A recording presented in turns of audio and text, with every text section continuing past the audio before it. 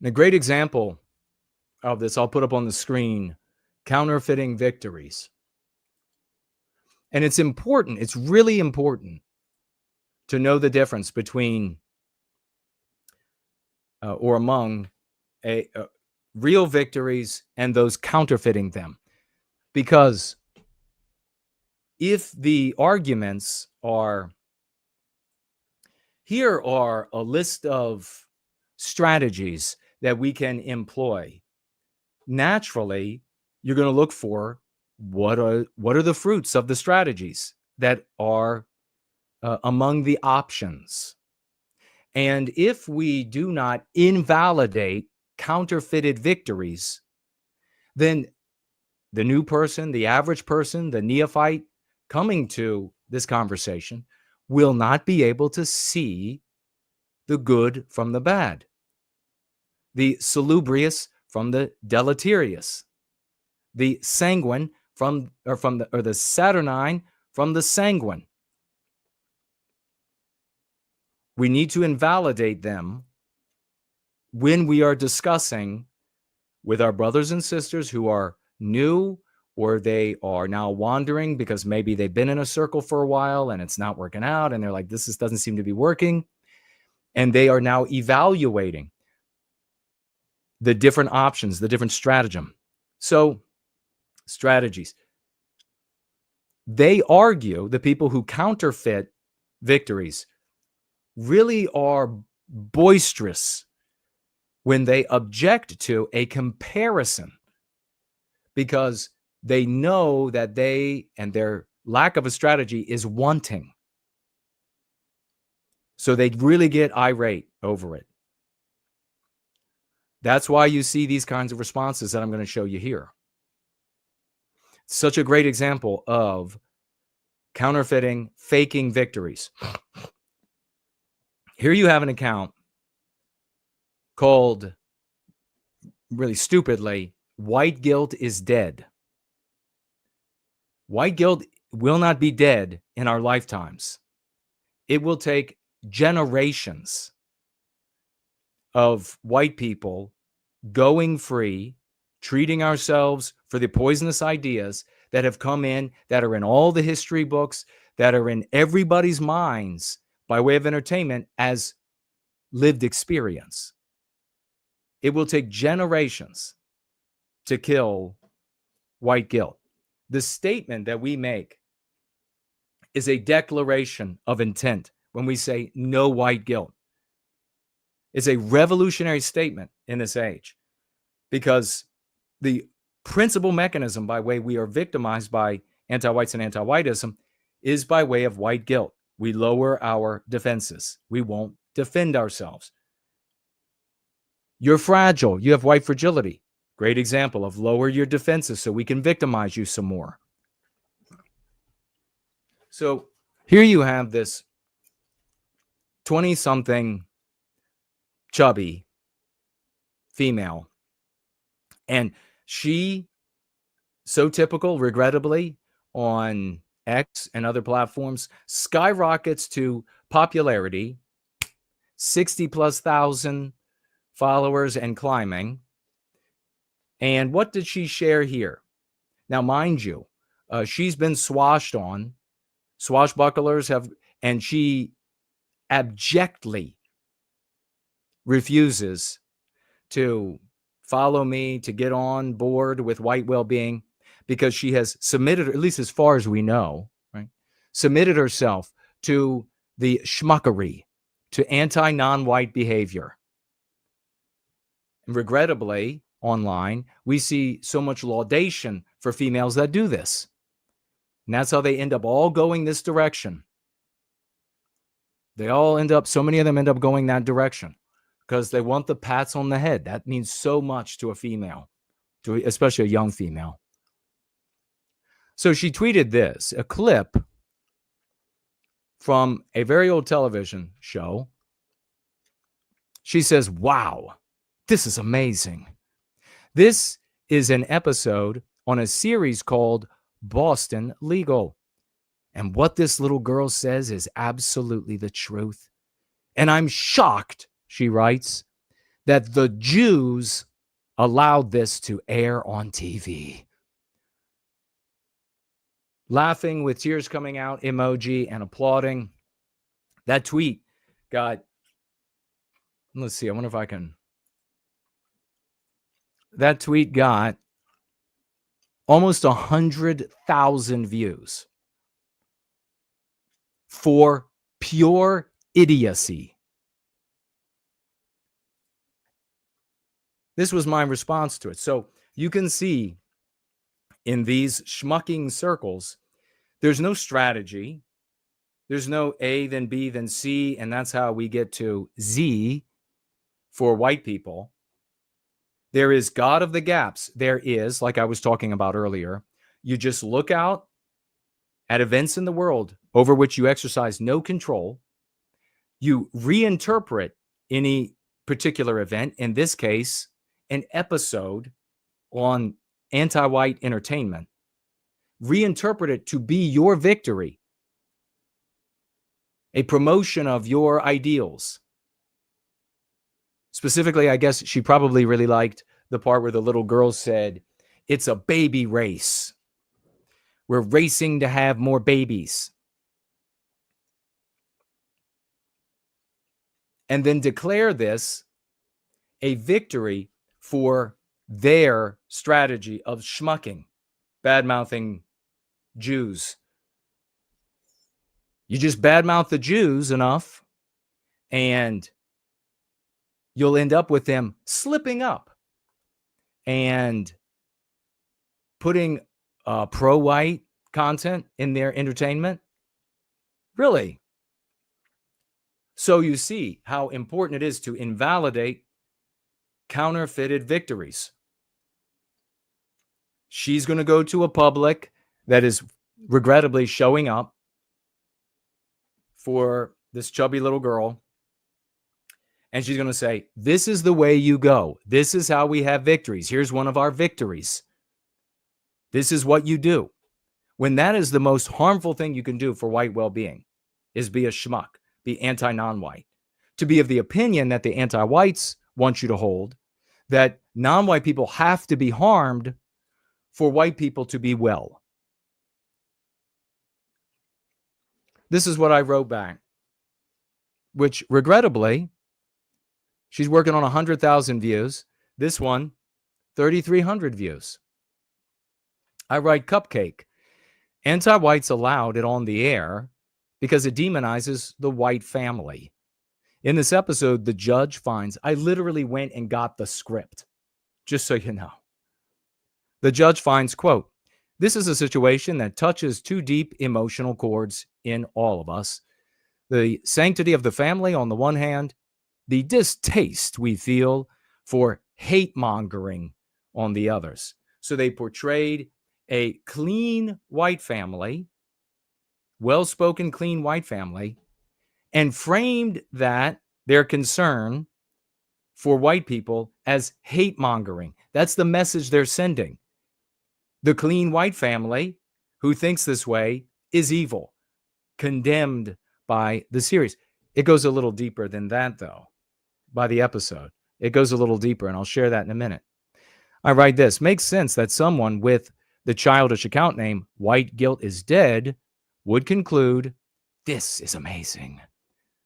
Why do so many people turn to 20-something girls and boys for content leadership in our fight for white well-being? Even the painter said anyone younger than 30 years old didn't have enough experience to have a legitimate opinion. And that was in a time when people grew up a lot faster than they do today. In fact, I would argue that many people today are so neotenous, they never get to adulthood. They're children their whole lives." I write on, "This episode was aired in 2006, almost 20 years ago. This is not some new moving the Overton window because you're slandering you're being anti-non-white. This aired in 20 years ago to demonize the real Lynx and Lamb, daughters of April Gady. April formed them into a band she called Prussian Blue, a jab at the Jews. That's why the girls in the episode are singers. April and those around her focused on hating non whites, teaching her daughters from that perspective.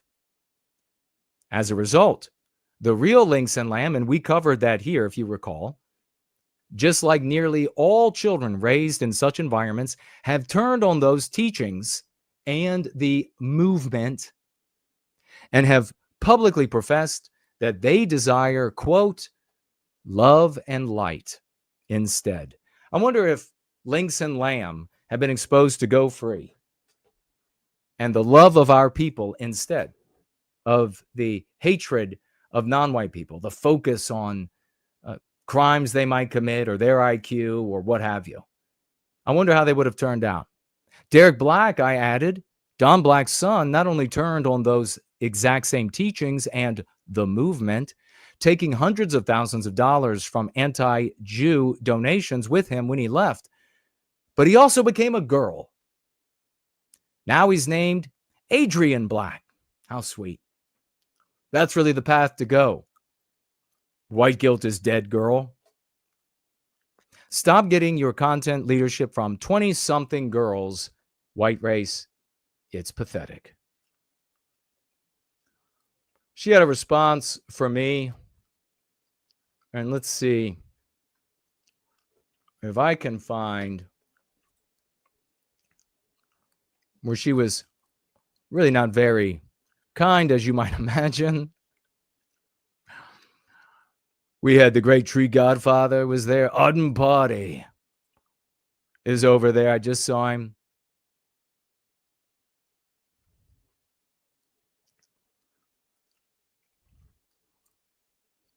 Let's see. It did have my response pulled up, but I think I have it printed here. And it's pretty much what I was saying from the very beginning.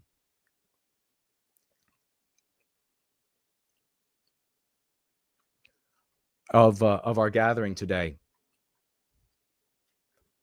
which is that it started off with a question about could this have been slipped in? Could this have been slipped into that series? And I point out, absolutely not. This is called pacing and leading, not only for the episode, but for the series. Anti-whites, when they're creating their fiction, they're not going to accidentally put productive ideas in the minds of, for white people, productive ideas in the minds of white people in their entertainment. The only reason for showing anything remotely similar is so that they can gather up the people who are maybe inclined to adopt those thoughts or who have already adopted those thoughts, present that in the show, and then lead it to what people will experience as a lived experience, because that's how entertainment works to the subconscious mind that controls the majority of our life, that it is considered anathema, reprobate. The people, the ideas, revolting. The respected judge handing down his conclusion to the audience that it's hate mongering, it's evil. What does that hate mongering mean? What does it want to do to non-white people? Not only for that episode, but for the series. You'll come back, white people will come back if they are inclined a little bit to concern for white people. They'll come back for the next episode and the episode after, where they will be further brain poisoned with anti-whiteism. So no, it's not an accident that it got in there. It's not a victory. It doesn't, chubby little girl, it doesn't empower white people to see reasonable views for white people. Like the little girl saying, well, we're just homeschooled and our parents love us and they feed us. And these are reasonable things. And we got the best scores on our tests, the state tests that we have to take. They show you that to then say, look at the evil that they're teaching these children. And they specifically used the real lynx and lamb to demonize those little girls who, for a number of white people, they were looking on at that time, and they were like, these are two cute little girls, and they're not very good at singing or musicians, but they're like singing about the maypole or whatever.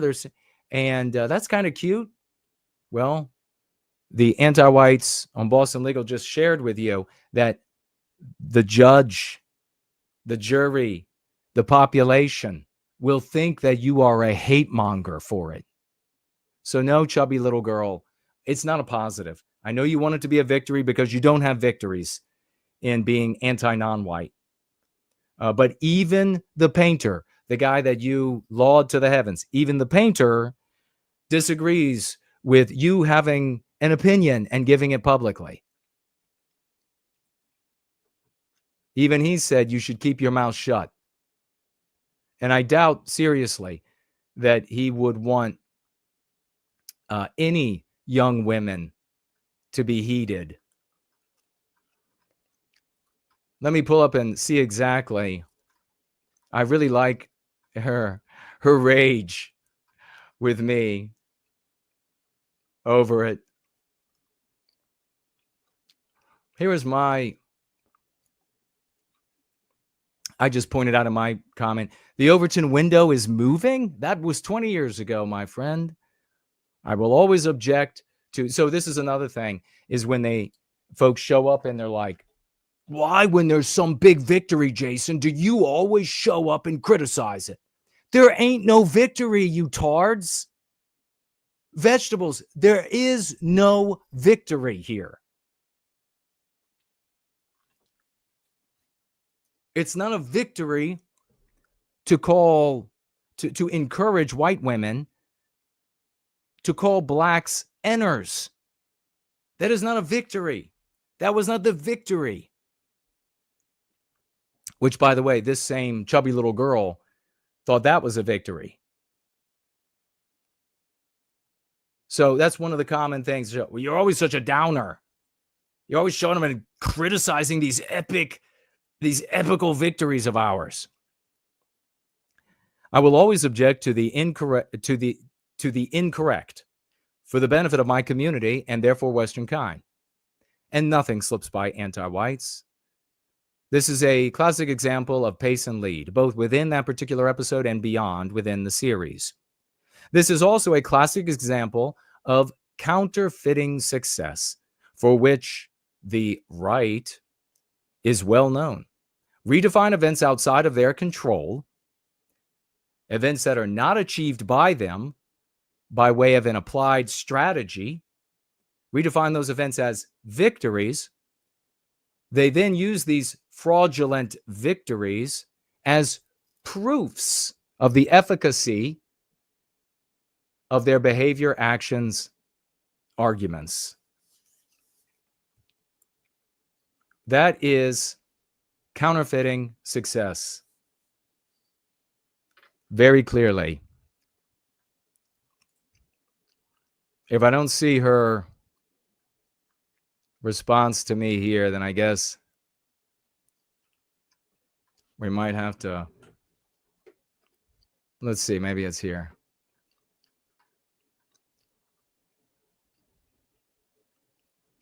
I love that after I wrote that, the original one, Tree Godfather put this guy dropping a microphone with an enormous explosion behind him. So true. Based, real. Skibbity. Oh, one of Western kind wrote, truth nuke. Spot on, said CKO. I hadn't seen that one either. Winged Productions was there. Well, what did she delete her response?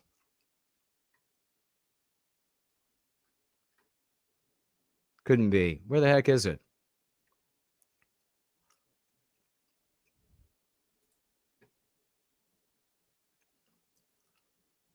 Oh, and some of the other tangential conversations. I see Golden Honeybee.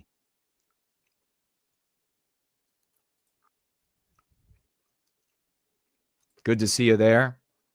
Damn, maybe she deleted it. Oh, you know where I have it? I have it over here.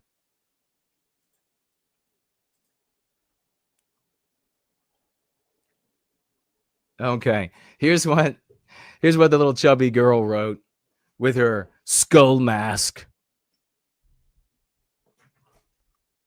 First last has just shown up. Skibbity. Good to see you, brother. This is what the chubby little anti-non-white wrote me. She said, in my opinion, that episode was good, and everything she said was spot on. In her opinion. Well, that means so much. You probably have a better opinion on breakfast pastries. You should keep it in that direction. I don't care what the message the Jews were sending, she says. I guess the episode or the message literally went the complete opposite. It just shows the naivete here, the childishness of it. I don't care. And could you imagine listening to a 20-something little girl or little boy? I just couldn't even imagine it.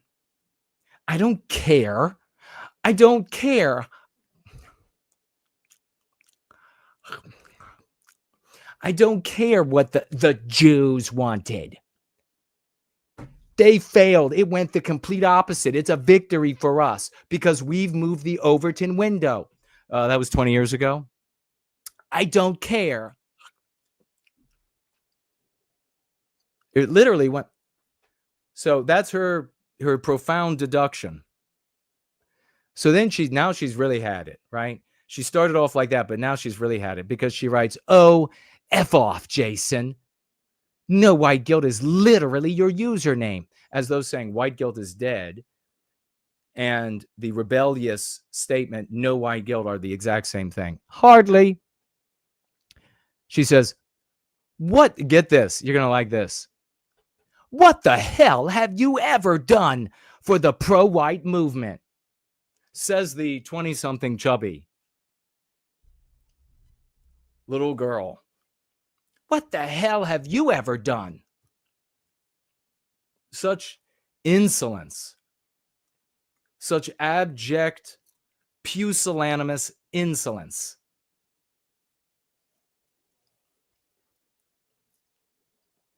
What the hell have you ever done for the pro-white movement except bitching about other white people? So there you have that. She says, you are literally, boy, she uses literally a lot. Literally, I wonder if she was a feminist just before becoming a shield maiden. The shield of donuts. Just like the Earl of Sandwich. She's the shield maiden of donuts. Of breakfast pastries. No, over in the UK, they're called puddings. Of breakfast pudding.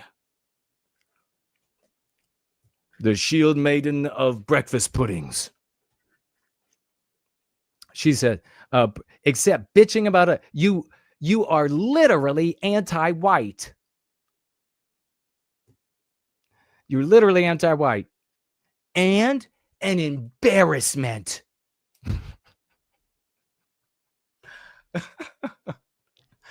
You're literally an embarrassment. You complain about the most ridiculous things. Like, for example, you thought what Shiloh did was wrong. Well, there you have a misrepresentation of what we actually said. And we made it very clear everywhere, numerous times, in written tweets, in streams, in clips. The thing she did that was wrong was to call a black guy that could have beaten her to death and maybe beaten the white babies to death to instigate him with the word enter. I actually had a dumb son of a bitch guy in person. Dumb son of a bitch. He said, Will, literally looked like this. What'd you expect her to do? Not get herself killed? Who cares for her here? You or me? So yes, it was wrong for her to say enter. And I am encouraging all white women by themselves or with babies or whatever to not call adult black males enters. I can't believe that's like a revolutionary movement for these people, a revolutionary statement. Can you believe that? That bastard, he's anti-white. He doesn't want frail little white women with babies with him to incite violence from adult black males by calling them the one thing that can really set them off. What'd you want her to do?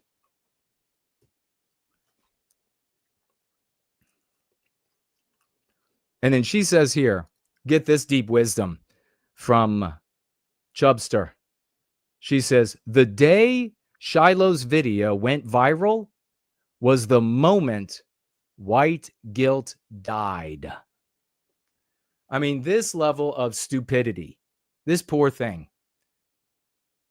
This is, talk about embarrassing, talk about embarrassing herself. Maybe that's why if she did delete that response, maybe that's why she deleted it, because that is embarrassing. That tweet would not age. That post would not age well. White guilt is dead. The day Shiloh, that was the day that white guilt died. Wow.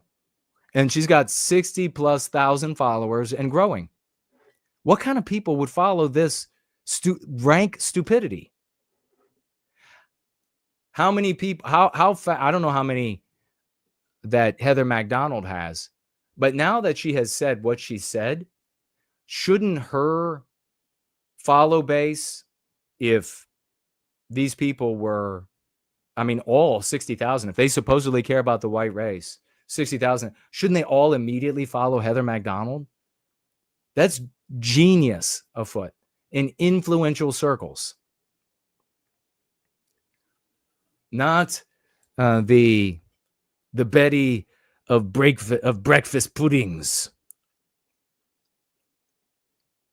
And then she says she wanted to follow up because it's, I guess maybe not everybody knows, but maybe enough people know that the painter said what I shared that he said. And then she writes back that he would laugh at you in disgust, Jason, for constantly bashing white people. What do you do with a child that's trying to put his hand in the fire? Do you smack it away? Or do you not? Do you celebrate it because he thinks it's cool? Well, if you care about the white child and all white children, you smack their hand away from it. This little cupcake needs to learn some respect. She has none. That means she deserves none. That's why I'm talking about the fact that she's chubby. She gave me no respect. She is asserting herself as a content creator, leader of thoughts, without any wisdom, without any education, without any history. And then when corrected, she doesn't respond with respect, which is what she should have done. I spent years after years after years being respectful of the older people, including older women, in the greater white sympathetic sphere. Biding my time. I will eventually have paid my dues in their eyes. I will just keep making sound logical arguments, keep showing results, and then eventually I'll get respect. Regrettably, didn't happen. Not even now. The phone's not ringing. But now you see online with the ability of a chubby little dumb girl to get online and get pats on the head that not even respect from them. Learn your place, Chubster.